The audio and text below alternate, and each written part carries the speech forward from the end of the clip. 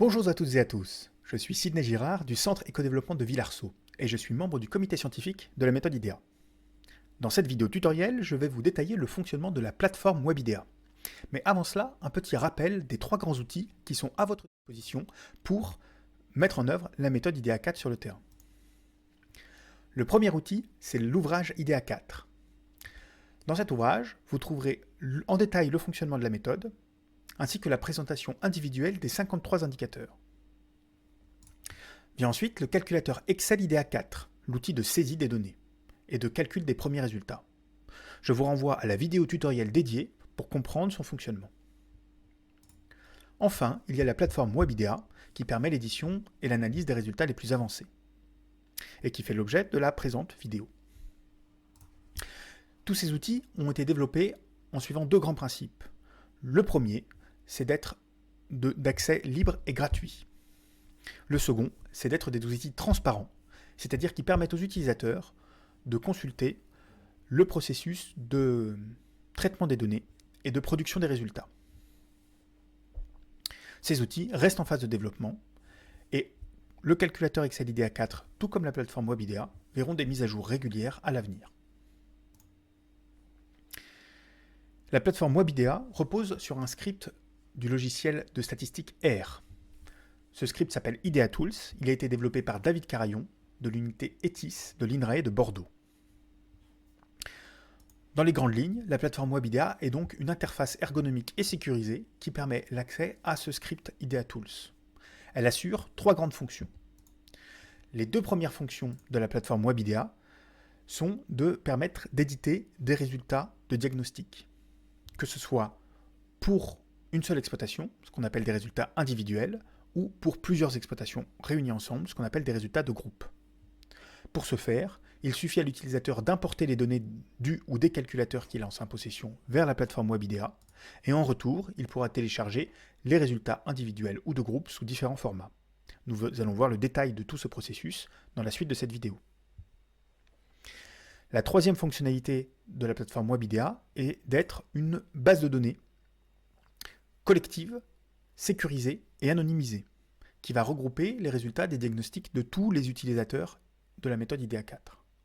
Grâce à cela, la plateforme WebIDEA est en mesure de fournir des données repères. Les données repères, ce sont des données de référence, calculées sur l'ensemble de la base de données, et qui sont très utiles pour comparer les résultats individuels d'une exploitation agricole avec des valeurs plus globales. Comment créer son compte sur la plateforme WebIDEA? Nous allons voir ça tout de suite, mais avant cela, il me faut vous introduire au concept d'organisme. Imaginons un utilisateur qui dispose d'un ou de plusieurs calculateurs IDEA 4 et qui veut avoir accès aux résultats de ces calculateurs. Il va donc se créer un compte sur la plateforme WebIDEA. Ce compte va être rattaché à un organisme. Et cet utilisateur, quand il va déposer ses calculateurs sur la plateforme WebIDEA, il va en fait les déposer dans le pot commun de l'organisme auquel il appartient. À quoi ça sert, allez-vous me demander? Eh bien, c'est une fonctionnalité qui est particulièrement utile quand on travaille en équipe. En effet, au sein d'un même organisme, il peut y avoir plusieurs comptes utilisateurs. Et tous ces comptes peuvent donc mettre dans le pot commun des données de l'organisme l'ensemble de leurs calculateurs. Pour le travail en équipe, pour les travaux de groupe, pour même des travaux dans des formations, c'est une fonctionnalité très utile. Attention tout de même, puisque ce partage de données entre les utilisateurs d'un même organisme est total. Cela veut notamment dire que n'importe lequel des utilisateurs a accès en consultation, en modification et en suppression à n'importe quelle donnée de l'organisme. Vous vous rendez donc compte assez rapidement que la liste des utilisateurs d'un organisme est très importante et qu'il faut faire très attention quand un nouveau compte se crée dans un organisme. C'est pourquoi l'un des utilisateurs de l'organisme est le référent de l'organisme. Il a pour fonction de valider la création des nouveaux comptes utilisateurs au sein de son organisme. C'est lui qui va notamment valider que tel et tel utilisateur sont bien des gens qui doivent avoir accès à ces données, et c'est lui qui va pouvoir, si un utilisateur inconnu se présente, refuser la création de son compte. Le concept d'organisme est donc central à l'intérieur de la plateforme WebIDEA. Allons voir maintenant comment créer un compte sur la plateforme. Pour accéder à la plateforme WebIDEA, vous pouvez aller sur le site méthode-idea.org et vous trouverez en haut à droite ici un lien qui vous mène vers la plateforme WebIDEA. Vous pouvez aussi accéder directement à la plateforme en allant à l'adresse web-idea.inrae.fr et vous arriverez sur cette page d'accueil. Pour créer votre compte, il faut cliquer sur le bouton « Créer mon nouveau compte » et vous allez arriver sur cette interface avec un formulaire à remplir. Ici, vous commencez soit par choisir votre organisme dans la liste déroulante s'il existe déjà, soit en créant un nouvel organisme, auquel cas vous devriez saisir le nom de l'organisme, sa nature et sa localisation. Dans tous les cas, il vous faudra saisir des informations personnelles comme votre nom, votre prénom, votre adresse email, votre fonction, la localisation prévisionnelle des enquêtes IDEA 4 que vous allez réaliser et le type d'utilisation que vous prévoyez de faire de la méthode IDEA. Ici, vous pouvez directement remplir la deuxième colonne. Quand vous cochez quelque chose dans la deuxième colonne, la coche se met toute seule dans la première colonne. Et vous pouvez cocher autant de cases qui vous concernent. Enfin, vous acceptez les conditions générales d'utilisation, qui sont résumées dans cet encart bleu, avant de valider votre inscription. Quand vous aurez fait ça, vous allez recevoir un mail qui vous confirme que votre demande de création de compte a été prise en considération. Comme nous l'avons vu précédemment, la création de votre compte doit être validée, soit par le référent de l'organisme que vous avez décidé de rejoindre, soit par les administrateurs de la plateforme si vous créez un nouvel organisme. Il faut donc attendre un peu que cette validation soit faite. Quand elle sera réalisée, vous recevrez un second mail qui vous avertira que votre compte est créé et qu'il doit être activé. En cliquant sur « Activer mon compte », vous arriverez sur une interface qui vous demandera de configurer votre mot de passe. Maintenant, nous allons voir comment importer des données sur la plateforme WebIDEA. Pour importer des données sur la plateforme WebIDEA, vous devez disposer d'un calculateur IDEA 4 complet. Voici ici un calculateur que j'ai complété. Tout d'abord, tout en haut de l'onglet de saisie, vous vous rappelez qu'il existe une cellule qui s'appelle identifiant d'exploitation, qui vous demande un code à 6 chiffres, qui ne commence pas par 0, de votre invention, qui servira à identifier votre exploitation. Ce code est très important car c'est grâce à lui que vous allez pouvoir retrouver cette exploitation parmi toutes celles qui ont été importées au sein de votre organisme. Vous pouvez vous diriger vers l'onglet de renvoi BDD, le dernier onglet du calculateur Excel. Cet onglet, comme vous pouvez le constater, regroupe une certaine quantité d'informations que vous avez saisies ou qui ont été calculées dans le calculateur et les met en forme. Ce sont ces informations-là qui vont être transférées vers la plateforme WebIDEA. Vous vous rendez notamment compte qu'il n'y a dans ces informations pas mention ni du nom de l'exploitant, ni du nom de l'exploitation. L'exploitation ne sera bien identifiée que par le code à 6 chiffres. Dans cet exemple, c'est 111111. Vous vous rendez aussi compte qu'il y a ici assez peu de données qui sont transférées vers la plateforme WebIDEA. Il y a une vingtaine d'informations générales, et puis le résultat des différents indicateurs et items. Mais il y a finalement peu de données personnelles transférées vers la plateforme WebIDEA. Pour éditer le petit fichier au format texte, au format .json pour être précis, qui sert à faire le transfert des données entre le calculateur Excel et la plateforme WebIDEA, il faut cliquer sur ce bouton « Exporter ». Ce bouton lance une macro qui va créer le fichier JSON. Il est possible que vous ayez une alerte qui vous informe qu'une macro va être mise en œuvre. Vous pouvez valider la création de ce fichier et l'utilisation de cette macro. Quand vous le faites, comme vous voyez, vous avez une fenêtre qui vous informe qu'un fichier d'export a été généré dans le répertoire dans lequel se trouve ce fichier Excel. Donc au même endroit que vous avez votre fichier Excel, vous allez avoir un nouveau fichier qui va être créé. Cette création ne se fait pas si le calculateur Excel n'est pas intégralement complété. Donc s'il manque certaines données, notamment si certains indicateurs n'ont pas été calculés, ici vous pouvez avoir un message d'erreur qui vous informe que le calculateur n'a pas réussi à générer le fichier JSON. Si on va voir dans notre dossier où on avait notre calculateur IDEA 4, on retrouve notre fichier JSON qui est bien là, et qui s'appelle 111111, qui est bien le code que l'on avait utilisé dans notre calculateur. Pour importer ce fichier sur la plateforme WebIDEA, on peut se rendre sur la plateforme, hop, ici, Sur la plateforme, on se connecte à son compte avec son adresse email et le mot de passe que l'on a défini lors de l'étape de validation. Moi, je vais pouvoir me connecter rapidement comme ceci. Une fois qu'on est là, on se retrouve sur la page d'accueil de la plateforme Webidea. On voit en haut à droite qu'on est bien rassocié à un compte organisme. Dans mon cas, c'est un compte de test qui est associé à l'organisme CEV. On peut aller dans Mon organisme, Importation des calculateurs. Ici, on se retrouve sur l'interface qui sert à faire l'import des données. La première chose que vous demande cette interface, c'est de valider que vous avez bien l'autorisation signée de l'agriculteur pour manipuler ces données personnelles et pour les importer sur la plateforme Webidea. Cette autorisation est indispensable puisque vous allez importer ici des données qui ne sont pas les vôtres mais qui sont celles de l'agriculteur. Pour obtenir ce consentement, vous avez à l'intérieur des documents qui vous ont été remis lors du téléchargement du calculateur, vous avez un fichier qui s'appelle formulaire de consentement que vous pouvez faire signer à l'agriculteur, ainsi qu'un fichier qui s'appelle notice d'information sur le traitement des données dans la plateforme Webidea que vous pouvez laisser à l'agriculteur et qui l'informe des données qui sont transmises sur la plateforme et de qui il peut contacter pour avoir accès à ces données. Ensuite, vous pouvez ici ajouter le fichier JSON de votre calculateur Excel. Vous pouvez soit l'ajouter ici en cliquant sur le bouton, ça va vous ouvrir un menu, soit en faisant un glisser-déposer. Ici, on a notre fichier 1.1.1, glisser-déposer. Voilà. Une fois que vous avez fait ça, vous pouvez cliquer sur Importer, et ça va vous dire ici que le fichier est bien importé. Comme vous pouvez le voir, vous pouvez aussi importer plusieurs fichiers d'un coup. Ici, je peux mettre plusieurs fichiers.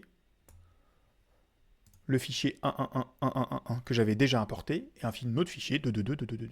Quand je clique sur Importer, vous voyez que j'ai des messages d'erreur. Pour le fichier 1.1.1.1.1, on m'informe que ces données étaient déjà existantes. Et on me demande si je veux écraser les données. Donc, si vous réutilisez un code à 6 chiffres que vous avez déjà utilisé pour une précédente exploitation agricole, vous allez ici avoir une alerte qui va vous informer que vous êtes en train d'écraser des données déjà existantes. Et vous voyez qu'un autre message d'erreur pour le fichier 2.2.2.2.2 qui vous informe qu'il y a un problème dans les données. En l'occurrence là, il manque la donnée de l'année. Et donc, la plateforme Webidea refuse l'import des fichiers qui sont incomplets. Maintenant, comment obtenir les résultats individuels pour un calculateur? Pour cela, sur la plateforme Webidea, vous allez dans Mon organisme, sortie des résultats individuels.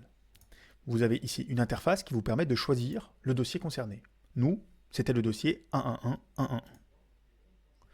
Vous voyez ici que on vous propose de choisir une année. Il est parfaitement possible dans la plateforme Webidea d'importer les données de plusieurs années d'une même exploitation. Donc si vous souhaitez une exploitation sur plusieurs années, vous lui conservez le même identifiant à 6 chiffres, et ici vous aurez toutes les années de l'exploitation. Une fois que vous avez choisi votre dossier dans la liste, vous avez accès à toutes les données qui ont été importées, et vous avez en bas la possibilité de sortir les résultats. Vous avez ici tous les formats de sortie. PDF, qui va vous sortir un rapport au format PDF, Excel, qui va vous sortir un fichier Excel avec les différentes figures, Word, qui va vous sortir un fichier Word avec les différentes figures, PowerPoint, qui va vous sortir un fichier PowerPoint avec les différentes figures, et Zip, qui va vous sortir les différentes figures dans des formats d'images, dans une archive zip. Pour cet exemple-là, je vous propose de regarder les sorties en PDF et vous cliquez sur Sortie des résultats. Après un certain temps, ça peut prendre jusqu'à 1 minute, vous allez avoir accès à ce document, qui est donc le rapport de diagnostic individuel IDEA4 pour l'exploitation 1.1.1.1.1 pour l'année 2021. Ce rapport fait une petite vingtaine de pages et il est structuré comme suit. D'abord, un rappel des principales caractéristiques, puis les résultats de l'approche par les dimensions, et enfin les résultats de l'approche par les propriétés. Les principales caractéristiques, ce sont celles que vous avez déjà vues dans le calculateur et qui ont été transférées sur la plateforme Webidea, qui vous sont rappelées ici, à titre d'information. Viennent ensuite les résultats de l'approche par les dimensions. Dans l'approche par les dimensions, le premier résultat, c'est la note de durabilité globale qui est indiquée ici, et qui est en fait la note de durabilité la plus faible parmi les scores des 3 dimensions de la durabilité.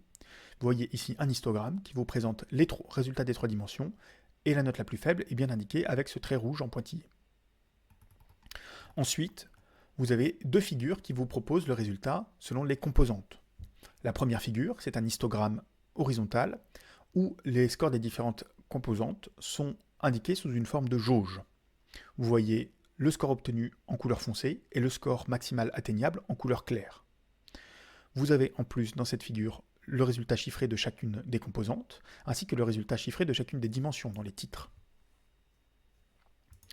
L'autre figure qui vous présente le résultat des différentes composantes, c'est ce radar polarisé qui vous montre les résultats des différentes composantes normalisés à un score en pourcentage du maximum atteignable.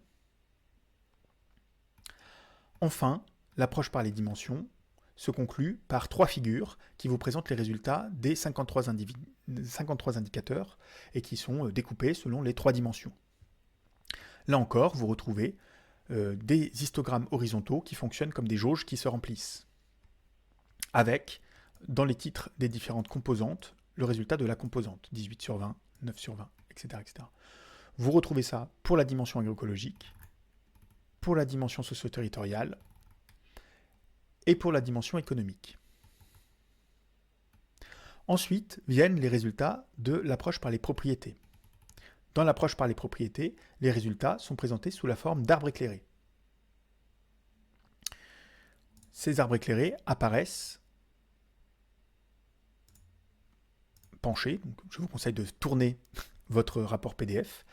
Ils apparaissent donc ainsi avec en premier lieu le résultat global des 5 propriétés, avec une figure qui est tronquée et qui ne présente que les 5 propriétés et les branches de premier niveau, avec le code couleur habituel, qui va de vert foncé pour très favorable, jusqu'à rouge foncé pour très défavorable.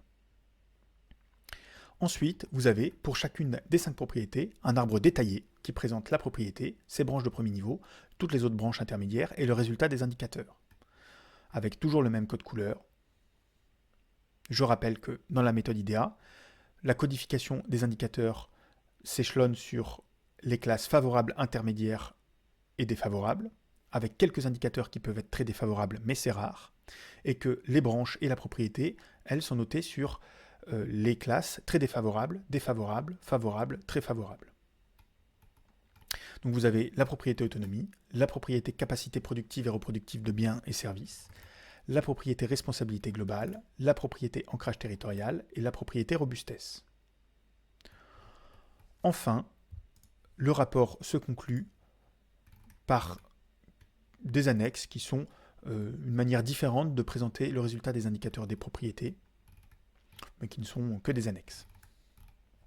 Voilà pour les résultats individuels. Maintenant, comment obtenir les résultats de groupe? Ce qu'on appelle sur la plateforme web IDEA des résultats de groupe, ce sont bien des résultats d'un ensemble d'exploitations qui sont associés à votre organisme.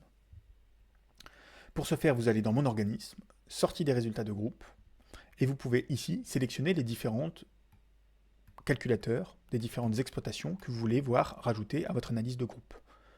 Vous pouvez éventuellement, si vous en avez beaucoup, les filtrer avec des filtres sur la SAU, l'OTEX, etc., etc. Partons du principe que je veux le résultat de l'ensemble de mes 14 dossiers. On applique les filtres. On a les résultats qui s'affichent ici, avec les moyennes, le premier quartile, la médiane, le troisième quartile. Et comme pour les résultats individuels, on a des possibilités d'avoir les sorties sous différents formats. À nouveau, je vais vous présenter la sortie au format PDF. Vous avez ici un diagnostic de groupe IDEA 4, avec ici la liste des exploitations qui sont dans ce groupe. Il est structuré de la même manière, avec les principales caractéristiques, la lecture par les dimensions et la lecture par les propriétés. Les principales caractéristiques sont exprimées soit dans des tableaux, ici pour les données chiffrées, dont on peut faire la moyenne, la médiane, etc., etc., soit dans des tableaux d'inventaire avec les effectifs de chacune des catégories, pour les données qui ne sont pas des chiffres. Ensuite, vous retrouverez des figures très inspirées de celles que vous avez vues dans l'analyse individuelle, mais qui sont des figures collectives et donc le plus souvent des boxplots. dans l'approche par les dimensions. Donc pour l'approche par les dimensions, on a un boxplot pour les 3 dimensions, avec les résultats donc, des 3 dimensions, la médiane, la moyenne. On a aussi un tableau d'inventaire, une figure d'inventaire qui vous montre les résultats obtenus individuellement par chacune des exploitations de votre groupe. Vous avez ensuite des boxplots pour les différentes composantes et des boxplots pour les différents indicateurs, pour la dimension agroécologique, pour la dimension socio-territoriale et pour la dimension économique. Dans l'approche par les propriétés, vous retrouvez là encore une figure d'inventaire qui vous montre le résultat de chacune de vos exploitations agricoles pour chacune des 5 propriétés avec un code couleur. Et ensuite, vous trouvez une figure qui est une analyse de fréquence qui vous indique, par exemple ici pour la propriété robustesse, que 64% des exploitations de votre groupe ont eu très favorable, 21 favorables et 14 défavorables. Donc une autre manière de présenter ces résultats.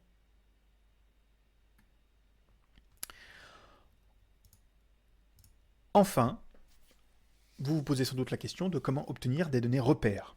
Les données repères, je le rappelle, ce sont des données de référence issues de l'analyse anonymisée de l'ensemble des exploitations agricoles qui sont dans la base de données IDEA.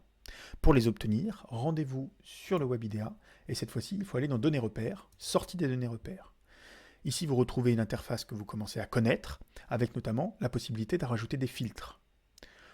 L'exploitation que j'étudiais jusqu'à présent, l'exploitation 1.1.1.1.1 étant une exploitation de polyculture, j'ai envie d'éditer maintenant les résultats généraux, les données repères de toutes les exploitations de polyculture. Donc j'applique ce filtre. Vous pouvez combiner plusieurs filtres.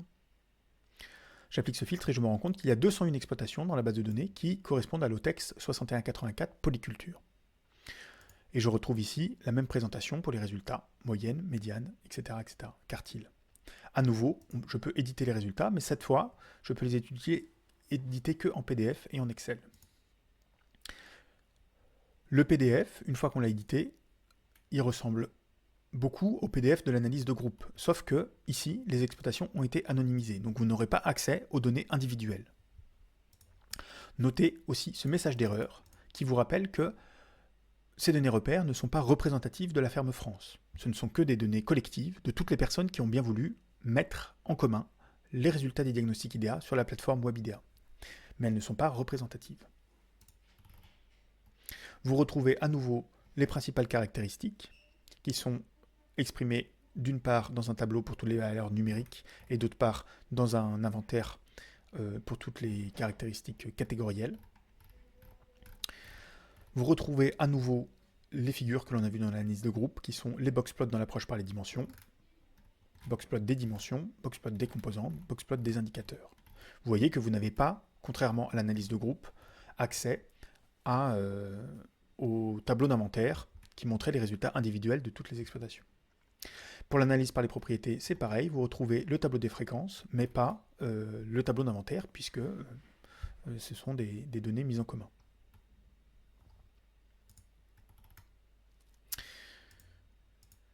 En conclusion, voici quelques rappels importants sur le fonctionnement de la plateforme web IDEA. La plateforme web IDEA est donc une interface en ligne, ergonomique et sécurisée, donnant accès au script du package R IDEA Tools et à une base de données collective anonymisée. Cette plateforme assure 3 grandes fonctions.